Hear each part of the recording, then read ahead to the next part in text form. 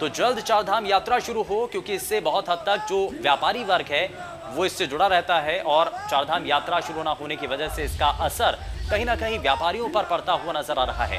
व्यापारी इससे परेशान है, इसी को लेकर के यहां सरकार के खिलाफ प्रदर्शन किया गया है और होटल मालिक जो हैं वो बढ़ चढ़ करके इस विरोध के अंदर शामिल होते हैं। मांग करते हैं कि बिजली और पानी के जो बिल हैं वो इस दौरान माफ करने चाहिए, क्योंकि आप संक्रमण की वजह से, कोरोना के खतरे की वजह से ना तो रोजगार चल पाया, ना ही चारधाम यात्रा शुरू की जा सकी है, जिसका आर्थिक रूप से नुकसान व्यापारियों को उठाना पड़ रहा है। वहीं लालकुआं से खबर, जहां रेलवे स्टेशन चौराहे पर शव मिला है, मौके पर फॉरेंसिक टीम ने जांच शुरू कर दी है। शव को पोस्टमार्टम के लिए भेजा गया। मृतक की शिनाख्त में अब पुलिस जुटी हुई है। हत्या की जो आशंकाएं हैं वो फिलहाल जताई जा रही हैं।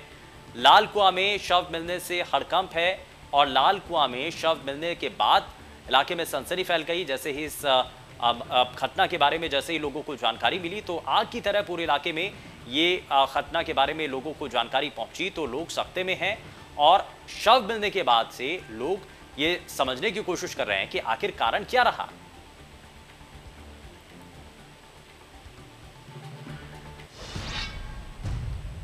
टिहरी से खबर है, जहां हरक सिंह रावत ने अधिकारियों के साथ बैठक की है और जिले के विकास कार्यों पर इस दौरान चर्चा की गई।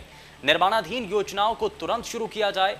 हरक सिंह रावत ने अधिकारियों को सख्त निर्देश दिए हैं और निर्माणाधीन योजनाओं को तुरंत पूरा किया जाए, इसको लेकर के आप ये स्थिति साफ की गई है। टिहरी में विकास कार्यों पर चर्चा हुई, जिस दौरान आगे आने वाले समय में जल्द से जल्द विकास कार्यों को तेजी के साथ पूरा किया जाए। जो निर्माणाधीन इमारतें हैं, आज जो काम है उसको तेजी के साथ किया जा सके, ताकि तय समय में उन सभी योजनाओं को पूरा किया जा सके जो कि सरकार के द्वारा शुरू की गई।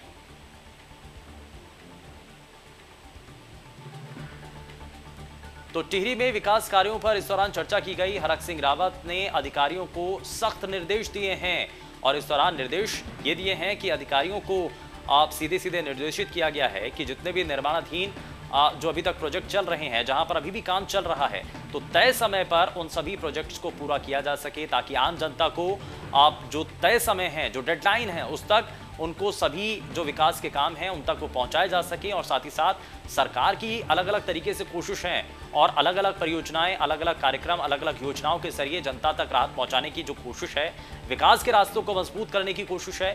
इसीलिए टिहरी में विकास के कार्यों पर लगातार इससे पहले भी चर्चा हुई, लेकिन हरक सिंह रावत ने जब अधिकारियों के साथ बैठक की तो अधिकारियों को सीधे सीधे निर्देशित किया और जिले के विकास कार्यों पर इस दौरान चर्चा करते हुए आगे तेजी से इन विकास कार्यों को पूरा करने की बात रखी गई है।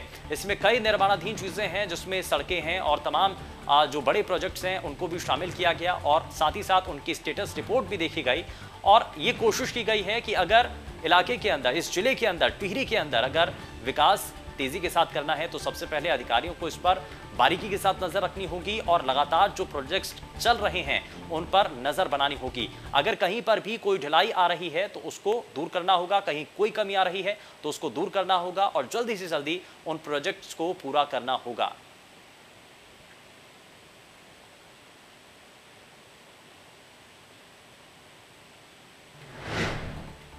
मसूरी उपजिला चिकित्सालय के चतुर्थ श्रेणी राज्य कर्मचारियों ने अस्पताल के परिसर में सरकार के खिलाफ काली पट्टी बांध करके प्रदर्शन किया। उन्होंने बताया कि सरकार द्वारा लगातार चतुर्थ श्रेणी राज्य कर्मचारी की अनदेखी कर रही है। पिछले कई समय से अलग अलग मांगों को लेकर राज्य कर्मचारी आंदोलन कर रहे हैं, लेकिन सरकार उनकी सुन नहीं रही है, जिसको लेकर चतुर्थ श्रेणी राज्य कर्मचारी संघ द्वारा रणनीति के तहत सरकार के खिलाफ 14 जुलाई से 20 जुलाई तक आंदोलन किया जाएगा। उन्होंने कहा कि चतुर्थ कर्मचारी की वेतन विसंगति, पे ग्रेड और पदोन्नति को लेकर लगातार सरकार से मांग की जा रही है, लेकिन सरकार उनकी एक नहीं सुन रही है।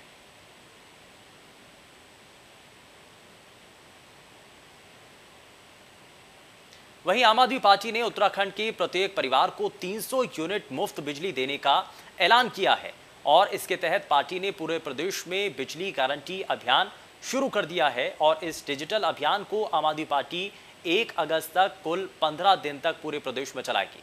पार्टी के 10,000 कार्यकर्ता डोर टू डोर पहुंचकर लोगों का पंजीकरण करेंगे और इस अभियान के तहत पार्टी की ओर से यूनिक बिजली गारंटी कार्ड लोगों को दिए जाएंगे, जो पूरी तरह डिजिटल होगा और ओटीपी के जरिए एक्टिव होगा, जिससे आगे स्कीम का फायदा उत्तराखंड की जनता को मिल पाए।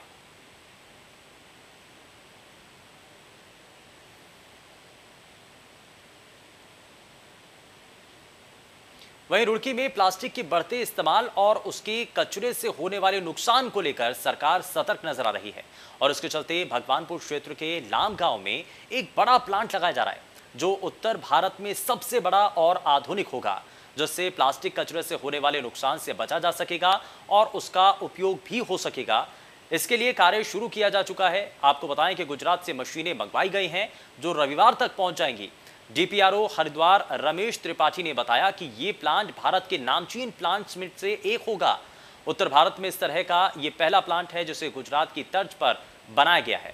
उन्होंने बताया कि इस प्लांट में नष्ट प्लास्टिक कचरे से जो प्लेट्स साइज बनाए जाएंगे, उनमें ना तो कोई कीड़ा लग सकेगा और ना ही पानी का कोई असर होगा, जिसका इस्तेमाल दीवार बनाने जैसे कामों में भी आगे किया जा सकेगा।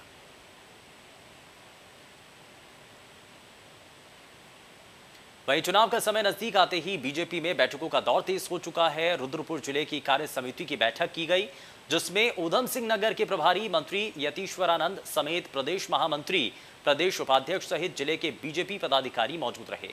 प्रभारी मंत्री बनने पर यतीश्वरानंद पहली बार रुद्रपुर पहुंचे तो कार्यकर्ताओं ने बड़ी गर्मजोशी के साथ उनका स्वागत किया। कार्य समिति में आगामी विधानसभा चुनाव को लेकर चर्चा की गई। मीडिया से मुखातिब होते हुए उन्होंने कहा कि जिला कार्य समिति में 3 बिंदुओं पर चर्चा की गई और आगामी विधानसभा के लिए कार्यकर्ताओं के सुझाव लिए गए हैं।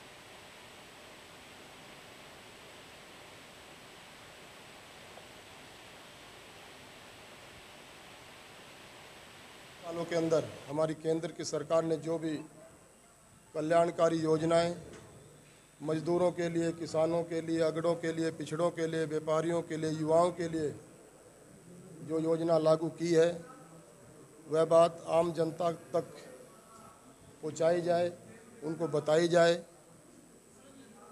आज इस जिला कार्यकारिणी में हम सब इस पर चर्चा करेंगे और मैं अपने राष्ट्रीय नेतृत्व को, प्रदेश के नेतृत्व को, माननीय मोदी जी को, माननीय राष्ट्रीय अध्यक्ष जी को, अमित शाह जी और उनकी पूरी टीम को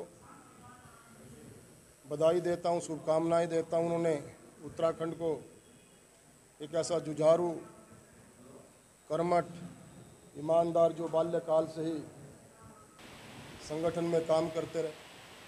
वहीं रुद्रपुर में इलेक्ट्रॉनिक्स की दुकान में आग लग गई और दुकान में आग लगने से हड़कंप मच गया। फायर ब्रिगेड ने बमुश्किल आग पर काबू पाया। आग लगने से लाखों रुपए का माल जलकर खाक हो गया। शॉर्ट सर्किट आग लगने का एक बड़ा कारण बताया जा रहा है, जिस वजह से ये आग लगती है। तस्वीरों के जरिए आप देख रहे हैं, ये अचानक से आग लगती है और उसके बाद काले धुएं का गुबार तस्वीरों के जरिए नजर आता है और फिलहाल इस आग पर काबू पा लिया गया है। शॉर्ट सर्किट से आग लगने का ये कारण बताया जा रहा है। वहीं बाजपुर को करोड़ों रुपए की सौगात दी गई है। कैबिनेट मंत्री ने कई विकास कार्यों का शिलान्यास किया। यशपाल आर्य ने 5 राजकीय नलकूपों का शिलान्यास किया। किसानों को जल्द सिंचाई के लिए पानी मिल सकेगा और 3 करोड़ 75 लाख रुपए की लागत से नलकूप लगाए जाएंगे। तो यशपाल आर्य ने 5 राजकीय नलकूपों का इस दौरान शिलान्यास किया है। ने 5 नलकूपों का निर्माण का शिलान्यास किया है और जिनकी लागत है 3 करोड़ 75 लाख रुपया। ये जनजाति बाहुल्य क्षेत्रों में निर्मित किए जा रहे हैं, लेकिन इसका लाभ सभी को, सर्व समाज को इसका लाभ मिलेगा। सिंचाई के लिए सुविधा उपलब्ध हो जाएगी। कई वर्षों से यहाँ पर सिंचाई ट्यूबवेल की मांग थी। पीएम मोदी अक्टूबर में केदारनाथ धाम पहुंच सकते हैं और इस बार आदि गुरु शंकराचार्य की समाधि के अनावरण के मौके पर पीएम केदारनाथ धाम पहुंच सकते हैं। उत्तराखंड के 4 धाम केदारनाथ में जल्द ही आदि गुरु शंकराचार्य की प्रतिमा स्थापित की जाएगी। मैसूर के मूर्तिकारों ने कृष्णशिला पत्थर से ये 12 फीट ऊंची प्रतिमा तैयार की। कृष्णशिला पत्थर से बनी 12 फीट ऊंची प्रतिमा को सेना के बड़े हेलीकॉप्टर से जल्द केदारनाथ धाम पहुंचाया जाएगा। केदारधाम में अभी शंकराचार्य की समाधि के निर्माण कार्य चल रहा है और अक्टूबर तक निर्माण पूरा होने की उम्मीद है, जिसके बाद पीएम समाधि का अनावरण करेंगे। पीएम मोदी अक्टूबर में केदारनाथ धाम पहुंच सकते हैं।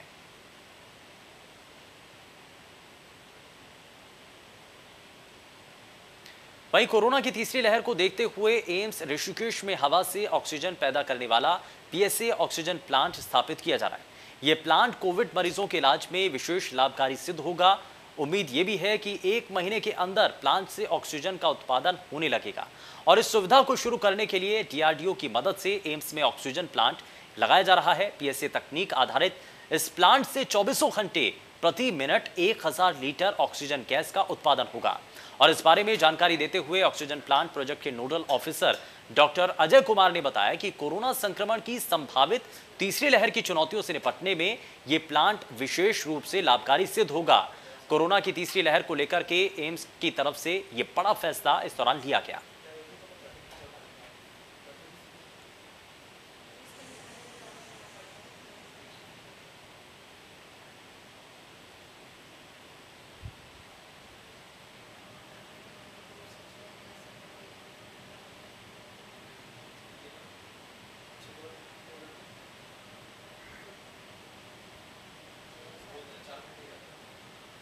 तो हवा से ऑक्सीजन बनाने वाला प्लांट लगाया जा रहा है। कुछ उस तरीके से ये प्लांट की संरचना होगी, तस्वीरों के जरिए आप देख पा रहे हैं। वहीं मुस्लिम पर्व बकरा ईद को मद्देनजर रखते हुए तहसील सभाखार में उप जिलाधिकारी ने बैठक आयोजित की, जिसमें पुलिस और अन्य विभागों के अधिकारी मौजूद रहे। जिसमें उप जिलाधिकारी ने कोविड-19 की तीसरी लहर को देखते हुए कोविड नियमों के तहत बकरा ईद मनाने को लेकर के बात रखी है, जिसका प्रशासन सख्ती से पालन कराएगा। इस दौरान उप जिलाधिकारी ने बताया कि मस्जिदों के प्रभारियों को निर्देशित कर दिया गया है कि कोविड गाइडलाइन के अनुरूप ही ये पर्व मनाया जाए।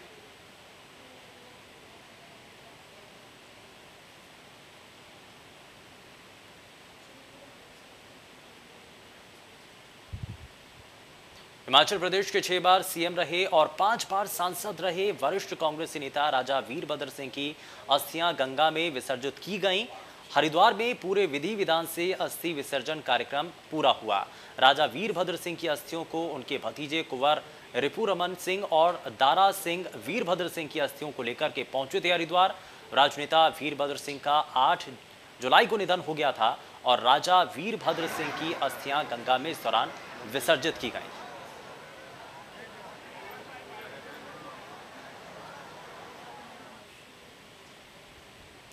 बुलेटिन में फिलहाल के लिए बस उतना ही। नमस्कार।